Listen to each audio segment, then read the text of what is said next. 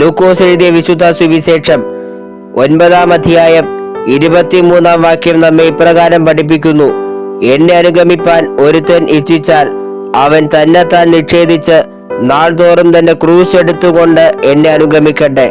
ഇവിടെ തിരുവെഴുത്ത് നമ്മോട് ആഹ്വാനം ചെയ്യുന്ന ഒരു വസ്തുത ഇതാണ്: ക്രിസ്തുവിനെ അനുഗമിക്കുന്ന ആരായാലും ക്രിസ്തു ചുമന്നതായ കുരിശിനെ വഹിച്ചുകൊണ്ട് ആ ക്രിസ്തുവിന്റെ പാതകളെ പിന്തുടരുന്നതിനാണ്, ക്രിസ്തുവിനെ അനുഗമിക്കുന്നതിനാണ് നമ്മെ ഓർമ്മപ്പെടുത്തുന്നത്. ക്രിസ്തുവിനെ അനുഗമിക്കുവാൻ ആരെങ്കിലും ആഗ്രഹിച്ചാൽ അവൻ തൻ്റെ ജീവിതത്തിൽ തന്നെത്താൻ ത്യജിച്ച് തന്നെത്താൻ നിഷേധിച്ച് കുരിശിനെ ഏറ്റെടുക്കണം. പാപത്തിൻ്റെയും മരണത്തിൻ്റെയും പ്രതീകമായിരുന്ന കുരിശ് യേശുക്രിസ്തുവിൻ്റെ കുരിശു മരണത്തോടെ പ്രത്യാശയുടെയും വിജയത്തിൻ്റെയും പ്രതീകമായി തീർന്നു.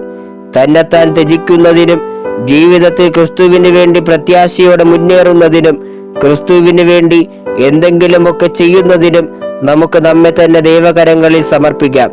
ഈ കുരിശിനെ വഹിച്ചുകൊണ്ട് ഈ നോമ്പ് കാലം നമുക്ക് ക്രിസ്തുവിനെ അനുഗമിക്കാം, ക്രിസ്തുവിനെ പിന്തുടരുന്നവരായി തീരാം. ദൈവം നിങ്ങളെ അനുഗ്രഹിക്കട്ടെ. God bless you.